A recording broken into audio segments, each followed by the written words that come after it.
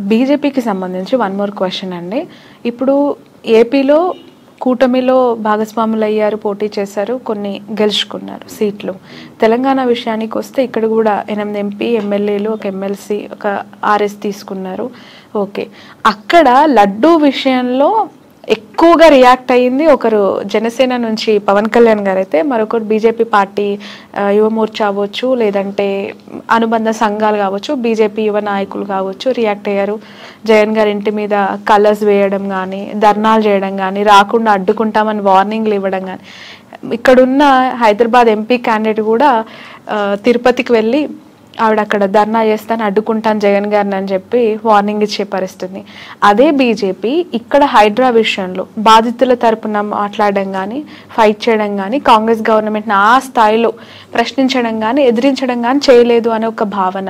అంటే జస్ట్ ఒక హిందుత్వ దేవుళ్ళకి సంబంధించి, మతానికి సంబంధించి, సనాతన ధర్మానికి సంబంధించి దాంట్లో చూపించే ఒక యాక్టివ్నెస్ అనేది మిగతా విషయాల్లో చూపించట్లేదు అనేది. అదే కదండి మామూలుగా. ఇప్పుడు ఇక్కడ పాయింట్ ఏంటంటే, మనం ఇంటర్వ్యూలో స్టార్టింగ్ చెప్పినట్టు కోర్ బీజేపీకి ఉన్న ఓట్ బ్యాంకింగ్, అదే వచ్చిన ఫిలాసఫీ ఇప్పటికీ కూడా ఇన్ని ఇయర్స్ తర్వాత కూడా మతానికే ఓట్లు పడతాయని నమ్ముతున్నారా? అలానే నమ్మాలని అంటే ఓట్ బ్యాంకింగ్ ఉంటుంది. మీకు చెప్పిందంటే ఆ కరువు రావడం కష్టం, దానికంటే ఒక ఉన్న ఓట్ బ్యాంకింగ్ దానికి ఉంటుంది. బట్ మీకు గెలవాలంటే కావాల్సిన కరువు ఎక్స్ట్రా అది ఒక్కటే సరిపోదు కదా. మీకు ఫుల్ మీల్స్ లాగా అన్నీ ఉన్నట్టు ఒక్కొక్క దానికి ఒక్కొక్క ఓట్ బ్యాంకింగ్, దానికి ఉన్న ఓట్ బ్యాంకింగ్ దానికి అడ్వాంటేజ్ అవుద్ది. బట్ ఎక్స్ట్రా ఓట్ బ్యాంకింగ్ రావాలంటే మీరు చెప్పినట్టు ఈ బీజేపీ అనేది not only this issue, other issues మతం రిలేటెడ్ కాకుండా ఇతర ఇష్యూస్ కూడా దాన్ని ప్రొటెక్ట్ చేస్తుంది, దాన్ని స్ట్రాంగ్గా డిఫెండ్ అవుతుంది, దానిగా నిలబడుతుందని ప్రజలు బలంగా నమ్మితే ఆ కరువు తీసుకోగలుగుతారు. లేదంటే మీకు ఇప్పుడు నార్త్లో ఎందుకు మనంత గంటాపదంగా చెప్పగలుగుతున్నాం, రానున్న అన్ని ఎలక్షన్స్లో ఎందుకు ఓడిపోతుందంటే ఆ కరువు తీసుకోలేకపోతుంది, మిగతా ఇష్యూస్ మీద అంత strong concentration చేయలేకపోతుంది.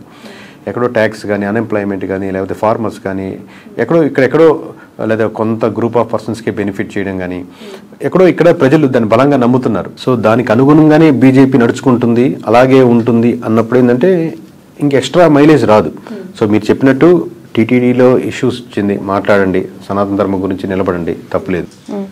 At the same time other issues కూడా మీరు ప్రొజెక్ట్ చేయగలిగితే అది అడ్వాంటేజ్ అవుతుంది. మిగతా వాళ్ళు BJP is working in 360 degrees అనేది భావన వస్తే ఎక్కువ ఓట్ బ్యాంకింగ్ మీకు షిఫ్ట్ అవుతుంది. 21 స్ట్రైక్ రేట్ తో విన్ అయిన జనసేన పార్టీ చీఫ్ పవన్ కళ్యాణ్ గారు తీసుకుంటున్న స్టెప్స్ కేవలం బీజేపీ కోసమే పనిచేస్తున్నాయి. బీజేపీకి జనసేన ఒక బి టీం అనే ఆరోపణలు, అతని మీద మొన్న చేసిన దీక్షలు అవ్వచ్చు, ఆ ప్రాయశ్చిత్త దీక్షలు అవ్వచ్చు, ఇవన్నీ చూస్తున్నప్పుడు కామన్ పీపుల్ని చూస్తూ ఉంది. నిజంగానే అతను సనాతన ధర్మం కోసం పోరాడడం అంతవరకు ఓకే, కానీ బీజేపీ సిద్ధాంతాలు వాళ్ళ లైన్ ఎలా ఉందో ఏపీలో ఉన్న పవన్ కళ్యాణ్ గారి లైన్ అలానే ఉందనే ఆరోపణలు, అవి ఎంతవరకు కరెక్ట్ అంటారు? ఆ పార్టీకి మైలేజ్ చేకూరుస్తాయంటారా? అంటే మీకు మ్యాథ్స్లో చిన్నప్పుడు ఇంటర్సెక్షన్స్, యూనియన్స్ అవి చూస్తుంటారు లేదో, అంటే 2 సర్కిల్ ఉంటాయి కామన్గా, ఇట్లా 2 సెక్షన్లు ఇంటర్సెక్షన్ అనుకోండి. కామన్గా ఇప్పుడు పవన్ కళ్యాణ్ గారి ఓట్ బ్యాంకింగ్లో ఇంటర్సెక్షన్ ఓట్ బ్యాంకింగ్ ఉంటుంది.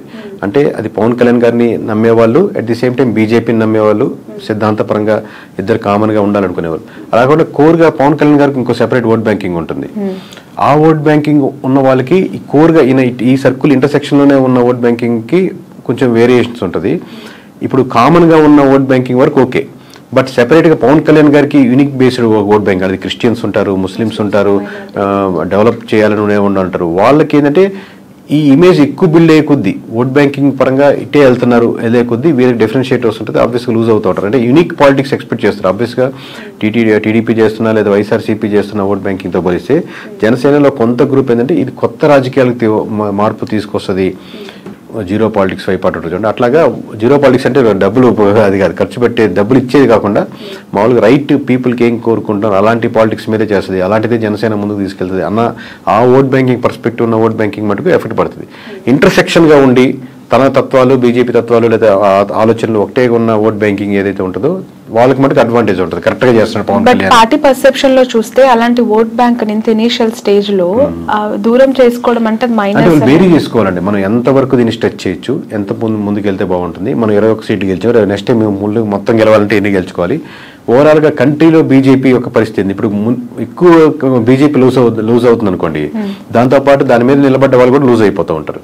సో ఎప్పుడు ఏ స్టాండ్ తీసుకోవాలి, ఎలా వెళ్తే బాగుంటుంది, ఎంత దూరం వెళ్తే బాగుంటుంది, ఏ ఇష్యూని ఎంతవరకు స్ట్రెచ్ చేయాలనేది చాలా జాగ్రత్తగా, ఇలాంటి అందులో సెన్సిటివ్ టాపిక్స్ వచ్చినప్పుడు చాలా జాగ్రత్తగా హ్యాండిల్ చేయాల్సి వస్తుంది any political party. Okay, political parties ని ఫ్లోట్ చేసే సినిమా హీరోస్ యొక్క పొలిటికల్ సస్టైనిటీ ఎంతవరకు ఉంటుందంటారు? ఇక్కడ ఏపీలో పవన్ కళ్యాణ్ గారిది మనం చూసాము, ఆఫ్టర్ ఆల్మోస్ట్ 14.5 years తనకు ఒక మంచి విక్టరీ వచ్చేసింది.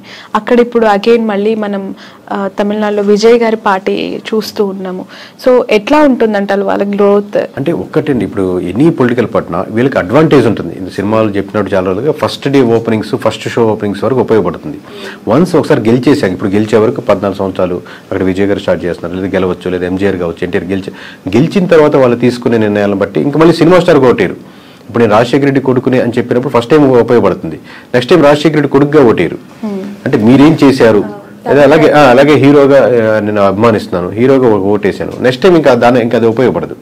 నెక్స్ట్ టైం మీరు ఏం చేయగలిగారు, ఏం చేశారు, ఏ నిర్ణయాలు తీశారు, నా మార్క్ ఆఫ్ పాలిటిక్స్ ఏంటి, అబ్బా ఇది పవన్ కళ్యాణ్ తీసుకున్న నిర్ణయం, ఇది తన బ్రాండ్, ఈ చేంజెస్ మటుకు తన వల్లే వచ్చాయి, తన లేకపోతే ఇది ఇంపాసిబుల్ కేసు అన్న పీపుల్లో చేంజెస్ ఏం కనపడుతున్నాయని బట్టి 21 నుంచి 41 వెళ్ళడమా, 71 వెళ్ళడమా, లేదా 21 కూడా తగ్గడమా అనేది ఆధారపడుతుంది. ఈ 2029 చాలా దూరంగా ఒకసారి ఆలోచించి క్వశ్చన్ ముందుగానే అడగాల్సి వస్తుంది. 2024 కంప్లీట్ అయిపోయింది. ప్రతిపక్షంలో జగన్మోహన్ రెడ్డి గారికి 40% ఓట్ బ్యాంక్ ఉందని ప్రతిసారి మాట్లాడుతూ ఉన్నారు. 29 సినారియో ఇదే కూటమి వర్సెస్ జగన్ గా ఉండబోతూ ఉన్నాయా ఎలక్షన్స్, లేదంటే Janasena will be back with BJP అయ్యే అవకాశం ఏమైనా కనిపిస్తుంది? చెప్పండి, చాలా లాంగ్ రన్ అండి. ఒకటి మటుకు ఫేవరింగ్ ఏంటంటే కాంగ్రెస్ చాలా బలపడుతుంది ఏపీలో కాదు, మొత్తం ఆల్ ఓవర్ ఇండియాలో. దాని ఇంపాక్ట్ అన్ని స్టేట్స్ లోనూ ఉంటుంది ఆబ్వియస్లీ.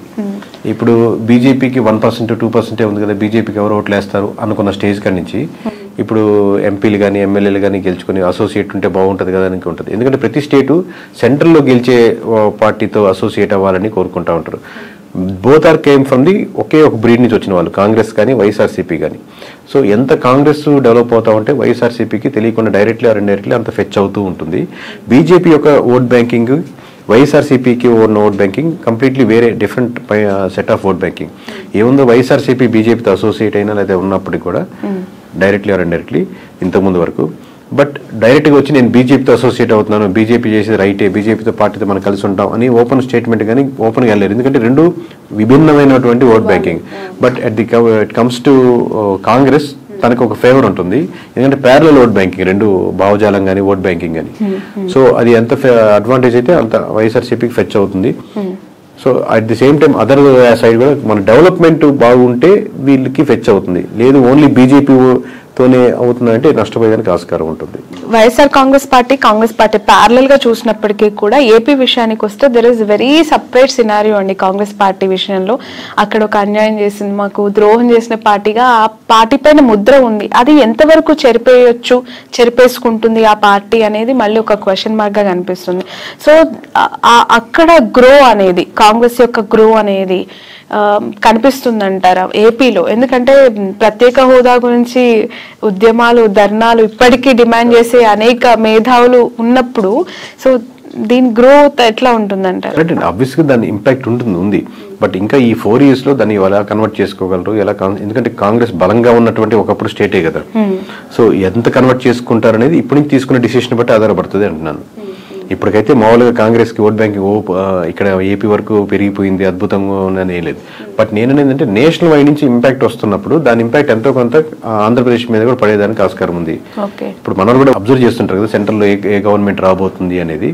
సో దాని ఇంపాక్ట్ దీని మీద పడుతుంది అంటున్నాను.